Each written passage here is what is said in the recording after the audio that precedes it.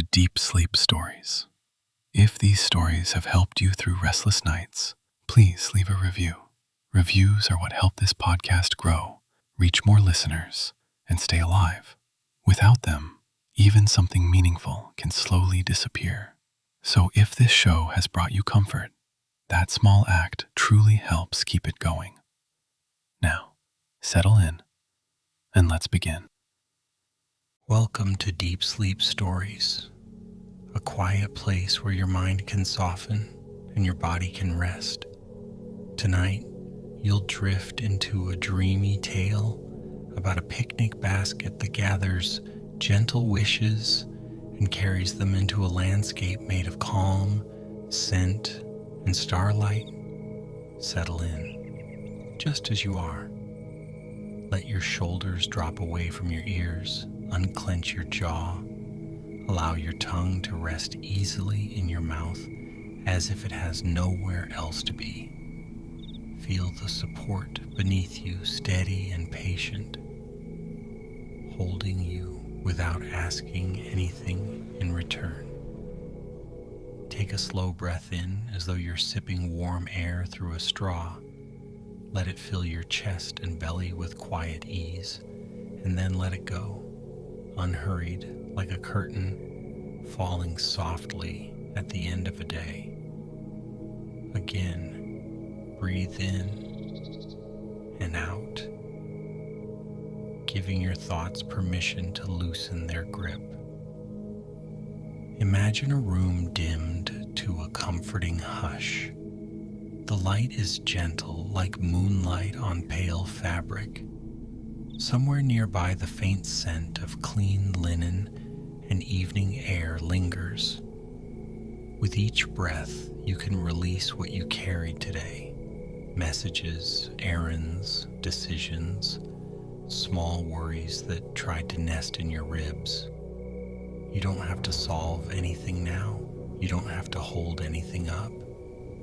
In your mind's eye, picture a picnic basket resting on a windowsill, woven from honeyed reeds, its lid slightly tilted as if it's listening for your next exhale. It feels like an invitation, a promise. And as your breathing grows slower and smoother, the basket seems to become lighter, dreamier, almost ready to float. And now, without effort, the story can take you. In a small town where the evenings arrived like a soft shawl, there was a cottage tucked behind a row of lilac bushes. The cottage was not grand, and it didn't need to be. Its windows glowed with a mellow warmth, and its roof wore a gentle scatter of moss that looked like nature's own embroidery. Inside, the air carried the cozy perfume of chamomile and baked apples. A kettle had recently sung on the stove, and the last notes of its whistle still seemed to drift through the rooms, even though the sound itself had long faded.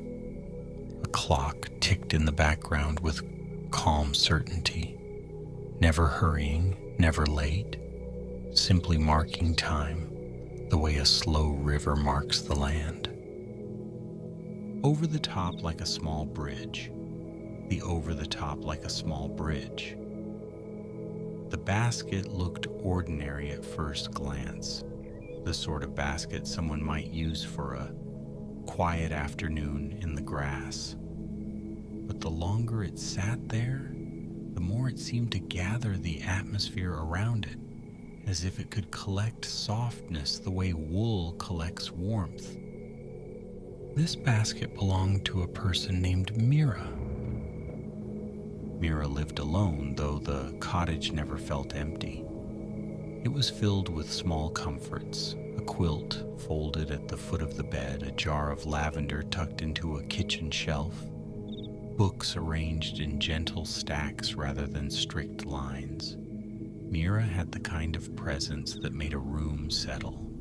When she moved, she did so without sharpness. When she spoke, she left space around her words, like a pause between waves. Evenings were Mira's favorite, not because anything dramatic happened then, but because everything became quieter. The world softened its edges. Birds tucked their songs away. The sky changed from pale gold to deep blue, like ink, spreading slowly through water. Mira enjoyed that steady transition, the way it made it easier to breathe. Tonight, after rinsing a teacup and drying it with an unhurried hand, Mira wandered to the table and rested her fingertips on the lid of the picnic basket. The weave felt cool and slightly textured, like bark smoothed by years of rain. Mira smiled, not for any reason that could be explained, but for a reason that could be felt. The basket had been a gift from a neighbor long ago, offered casually with a remark about picnics and sunshine. Yet from the beginning, Mira sensed something more. Whenever the basket sat near an open window, it seemed to draw in the scent of whatever season lingered outside. In spring, it held the sweetness of blossoms. In summer, it kept a faint warmth, as if it had stored sunlight. In autumn, it carried the crisp smell of leaves. In winter, it breathed out a clean, snowy quiet. Mira opened the lid. Inside was a cloth, neatly folded, pale as cream, embroidered with tiny green vines. Beneath the cloth, there were compartments that looked ready for small treasures. Mira didn't fill the basket with food tonight. Instead, she placed something else inside, a handful of soft napkins, a small jar with a lid, a tin cup, and a little notebook with a pencil resting across its spine. These weren't necessities. They were the sort of items that felt comforting simply because they existed. They suggested care. They suggested an unhurried pace. Mira closed the basket and lifted it by the handle. Outside, the evening had gathered itself into a calm, dusky blue. The lilacs stood in shadow, still holding their fragrance. A breeze moved through the leaves with a whispering sound, as if the garden were speaking in a language made of silk. Mira stepped onto the path, the basket swinging gently at her side. She walked toward the edge of town, where the road turned to dirt, and the dirt became a narrow trail. Her footsteps were quiet, softened by the earth. Above her, the sky deepened, and the first stars appeared, faint and shy, like small thoughts drifting into awareness and then dissolving again. The trail led toward a meadow that lay beyond the last cottages. It was a wide stretch of grass that rolled like a green blanket. At this hour, the meadow was painted with shadows.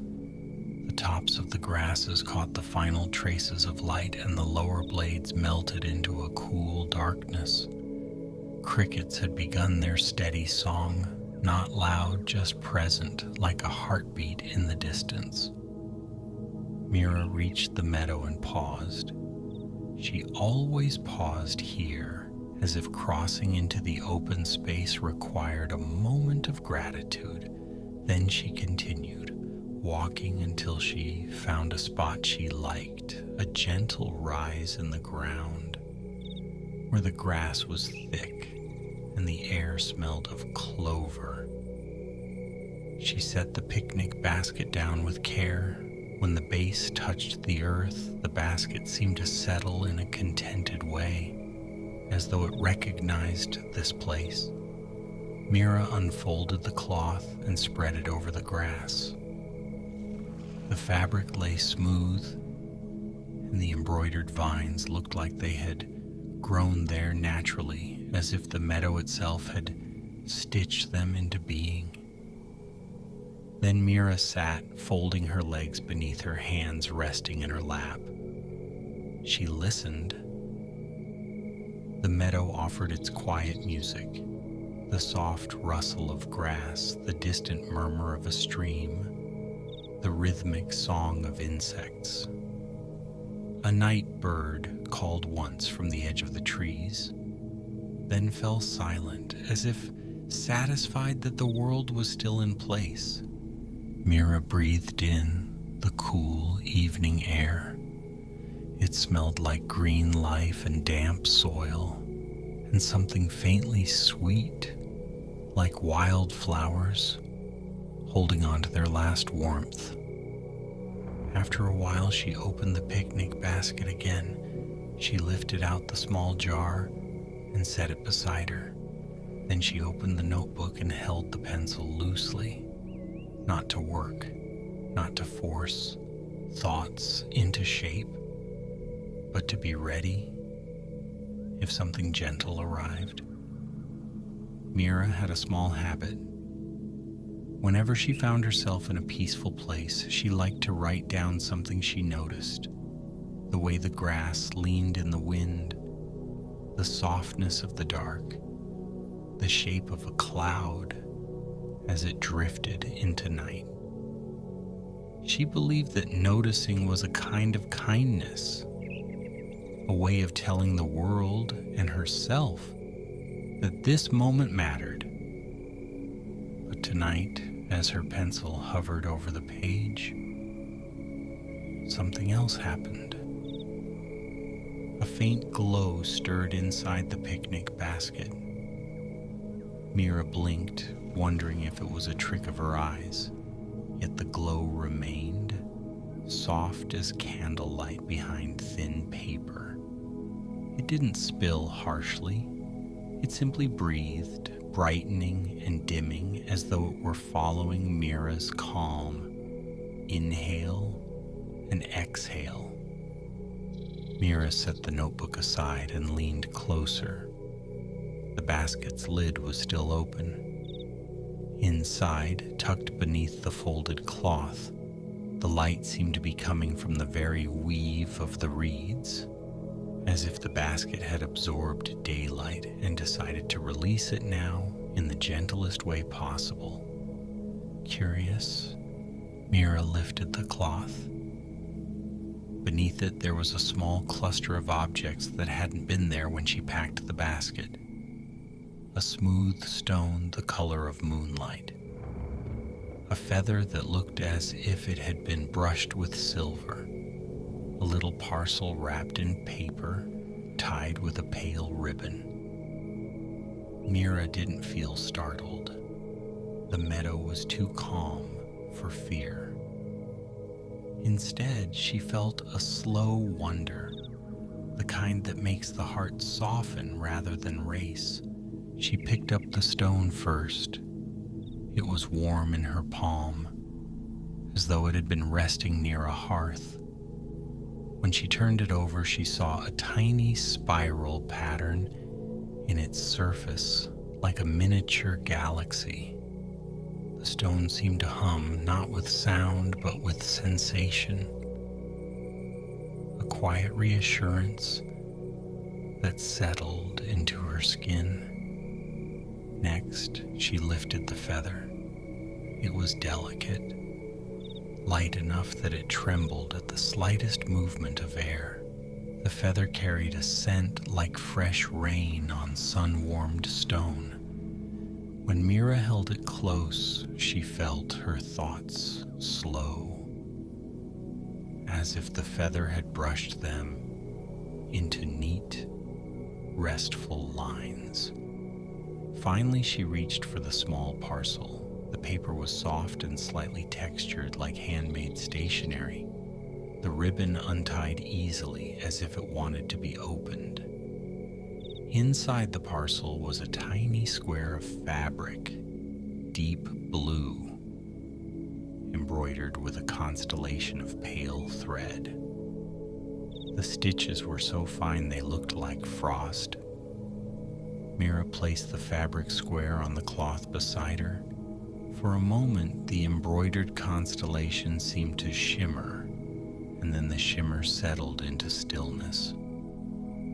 The glow inside the basket brightened slightly, and Mira realized the light had a direction. It rose upward like a misty thread and drifted toward the far side of the meadow, where the grass grew taller and darker, and where the trees stood in a quiet line. Mira followed the thread of light with her eyes. It didn't feel like a command, it felt like an invitation. She closed the basket, stood up, and lifted it again by the handle. The cloth, notebook, and small treasures remained in the basket now, tucked safely inside as if the basket had arranged them. Mira stepped off the cloth and into the grass, moving slowly, her feet brushing the blades with a soft swish. The light thread floated ahead, gentle and steady, never too bright. Mira walked after it. As she moved deeper into the meadow, the air changed. It grew cooler, and it smelled more strongly of mint and water. The sound of the stream became clearer, a quiet gurgle over stones. Fireflies began to appear, blinking lazily in the grass, each glow like a small, patient wink. Mira reached the edge of the trees. Here the meadow ended, and a narrow path began, winding into the woods. The light thread slipped between the trunks, and Mira stepped beneath the canopy. The woods were not frightening. They were welcoming, like a hallway lit by moonlight. Leaves overhead formed a roof of shifting shadows. The ground beneath Mira's feet was soft with fallen needles, and each step was cushioned, silent. As she walked, the picnic basket seemed to grow lighter, as if it were not filled with objects, but with air and possibility. Mira held it easily, her arm relaxed, her shoulders loose. The path curved, and soon the trees thinned.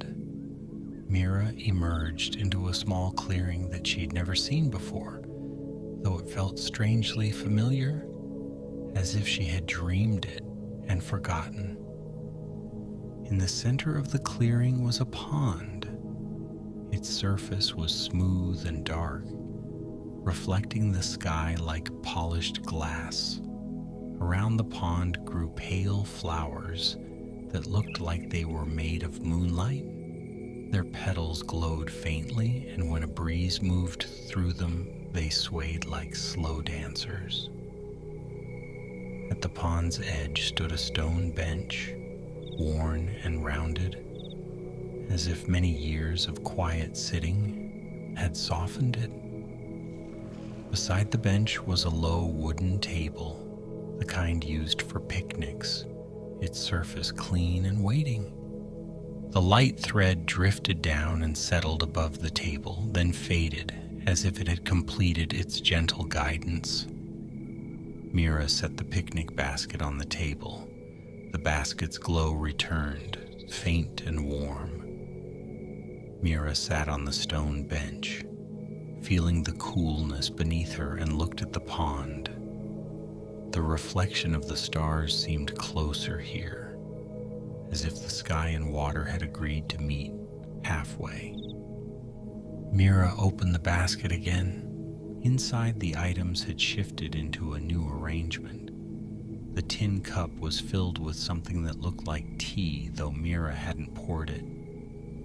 The surface of the liquid held a faint shimmer, like starlight on water. Next to the cup was a small plate with slices of fruit, pears and berries, arranged as if someone had taken time to make them pleasing to the eye. There was also a small loaf of bread, still warm, its crust golden. Mira's stomach didn't rumble with hunger so much as it softened with appreciation. The food felt like comfort made visible. She lifted the tin cup and inhaled. The scent was gentle, chamomile, honey, and something else that reminded her of distant gardens. She took a sip. The warmth spread through her chest and shoulders, loosening any last knots of tension. Mira ate slowly, tasting each bite as if it were a small gift. The pears were sweet and cool, the berries bright, the bread tender. Each mouthful seemed to quiet her mind further, smoothing it like a stone polished by water. When she finished, she placed the cup and plate back into the basket. The basket accepted them without sound, as if it were used to receiving gratitude. Then Mira noticed something floating on the pond. At first, she thought it was a leaf, but as it drifted closer, she saw it was a tiny boat, no larger than her hand. The boat was made of folded paper, yet it moved steadily, guided by a current that didn't disturb the water's surface. The boat reached the pond's edge near the bench and came to rest, as if it had arrived for Mira. Mira leaned forward. Inside the paper boat was a small rolled scroll tied with a thin strand of grass. Mira picked up the scroll and untied it. The paper unfurled easily. On it was a simple drawing, a picnic basket, open beneath a sky filled with stars. Beneath the drawing were words written in a flowing script that felt like it was made for whispering. The words were not instructions. They were more like a gentle thought. They spoke of dreams that could be gathered and carried, not held tightly, but cradled kindly. They spoke of a basket that could collect peaceful moments and offer them back, like bread offered at a table. They spoke of a journey that didn't require rushing, only noticing. Mira read the words slowly, then let the scroll rest in her lap. The night air brushed her cheeks. The pond reflected the stars without effort. A silence settled over the clearing, deep and soft.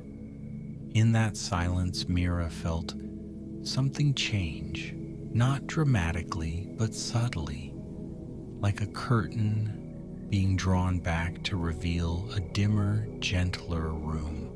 The flowers around the pond began to glow a little more. Their light spread across the grass in a faint wash.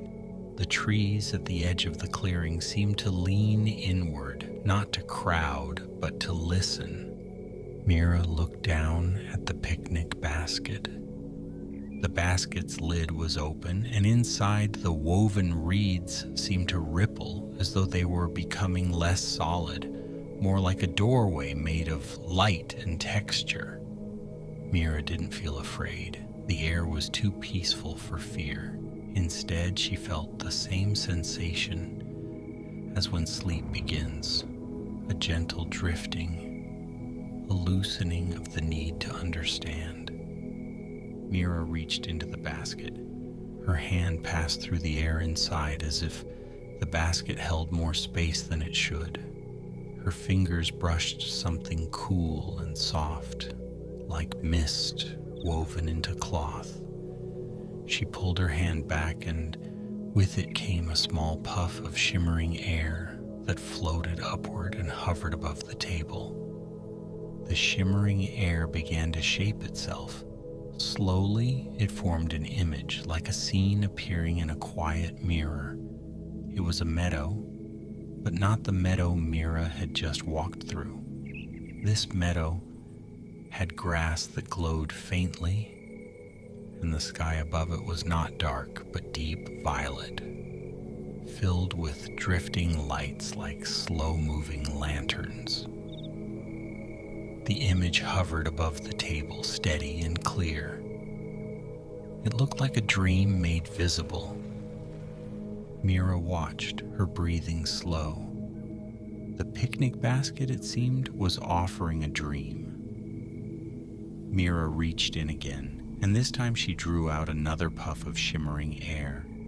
It formed another image beside the first. An orchard where trees were heavy with blossoms and petals fell like slow snow.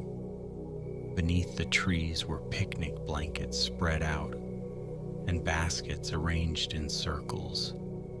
There were no people in the orchard, yet the scene felt full of kindness, as if laughter had recently passed through and left warmth behind. Mira reached again, and another image formed. A quiet beach under a moon so large it looked like a gentle lantern. The sand was smooth, and the tide rolled in with a sound like deep breathing. A picnic basket sat near the waterline, its lid open, releasing a soft glow that mingled with moonlight. Mira sat very still, surrounded by these floating scenes. They did not demand anything. They did not ask her to step into them. They simply hovered, offering their calm. As Mira watched, she felt her eyelids grow heavier. The scenes seemed to breathe with her, brightening slightly when she inhaled, dimming when she exhaled. The pond, too, seemed to respond. Its surface shimmered faintly, as if it were reflecting not only the stars, but the dreams above the table. Mira's mind began to wander gently, not toward worries, but toward softness. She remembered picnics from childhood, the feel of grass under her hands, the taste of strawberries, the way sunlight made everything seem slower. She remembered the sound of paper unwrapping, the quiet excitement of opening a basket to see what was inside. These memories drifted through her like warm breeze. The picnic basket glowed steadily, as if pleased that Mira was receiving its gifts. Mira set the scroll back into the basket. Then she leaned back against the stone bench, letting her shoulders rest. Her hands folded loosely in her lap. The floating dream scenes began to shift, slowly rotating like gentle mobile ornaments. The orchard turned, showing a path lined with blossoms. The glowing meadow revealed a stream running through it, its water lit from within. The moonlit beach showed a line of shells arranged in a spiral, as if someone had made art simply for the joy of it. Mira didn't analyze, she simply watched. In the quiet, she noticed a new sound, a soft, distant chime, as if wind were moving through tiny bells far away. The sound was barely there, more felt than heard. It wrapped around the clearing like a ribbon. The flowers around the pond swayed, their pale glow painted faint patterns on the grass, shifting and changing like slow waves. Mira's breathing became even deeper, her body sinking into the bench's cool support. The dreams continued to hover, yet gradually, as if they understood that the deepest rest comes from simplicity, the images began to fade, their edges softening. The moonlit beach dissolved first, becoming a pale shimmer. The orchard followed, petals turning into tiny specks of light. The glowing meadow lingered longest, then softened until it was no more than a faint violet glow, and then even that drifted away. The air above the table returned to ordinary night air, though it still felt sweet and calm. Mira opened her eyes again, just slightly, and looked at the pond. The stars reflected in it seemed brighter now. Or perhaps Mira's mind was quieter, and so she noticed them more. In that moment, Mira understood something without words. The picnic basket was not only a container for food or objects. It was a keeper of gentle states of being, a place where calm could be stored, a place where softness could be preserved, like fruit preserved in honey. Mira rested her head back and let her gaze soften. The pond's surface was steady. The trees were still. The air was cool and kind. Time passed in a way that didn't feel like time. It felt like floating. At some point, Mira stood again, not quickly, but with the slow grace of someone moving within a dream. She closed the basket's lid, and the glow dimmed to almost nothing, like a candle turned low. She picked up the basket and began to walk back along the path. The clearing remained behind her, quiet as a secret. The woods welcomed her steps. The needles beneath her feet made no sound. As Mira walked, she noticed the fireflies again, blinking lazily among the ferns. Their lights felt like gentle reminders.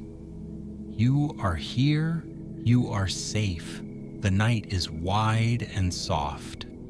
The stream murmured beside the path, a sound like whispered reassurance. Mira's thoughts were slow and distant, as if they had wrapped themselves in blankets.